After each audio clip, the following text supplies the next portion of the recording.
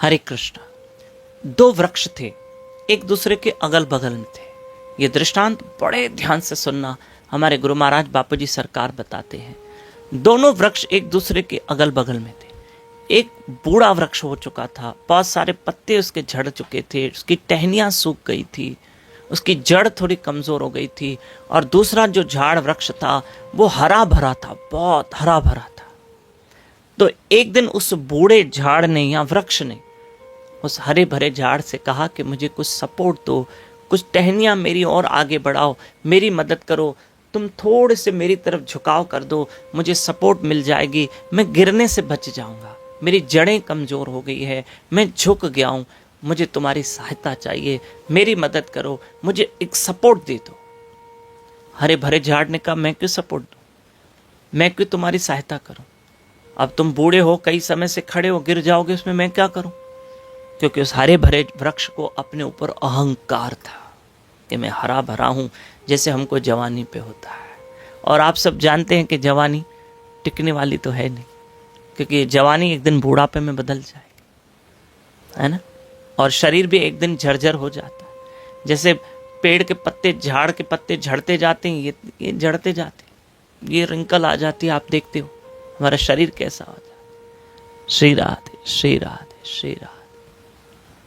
तो हरे भरे झाड़ ने सुनी नहीं।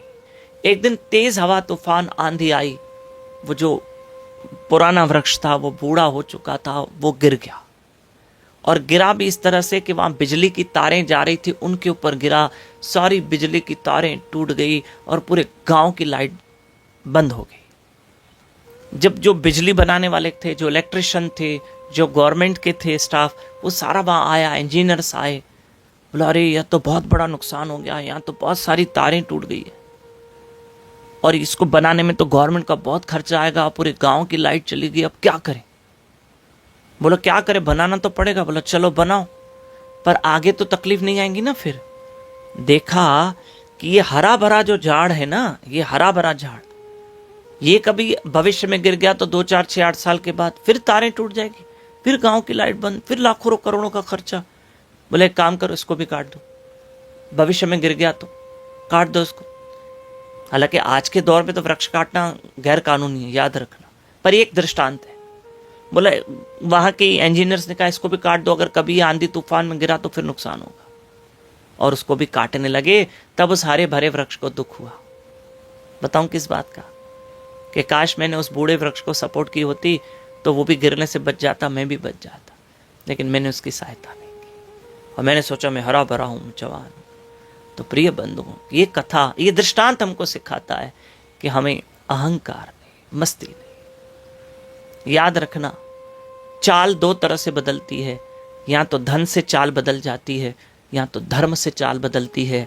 धन से जब चाल बदलती है तो अहंकार आ जाता है, धर्म और सत्संग से जो चाल बदलती है उससे भी नम्रता और प्रेम आता है। हरे कृष्ण कृष्ण कृष्ण हरे हरे, हरे राम राम राम हरे हरे।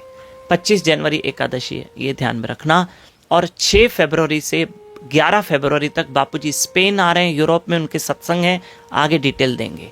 और 15 फरवरी से 18 फरवरी तक बापूजी जर्मनी में हैं, हैम्बर्ग शहर में हैं, और वहाँ बापूजी के 4 दिन के प्रवचन हैं। आगे सूचना देते रहेंगे। हरे कृष्ण।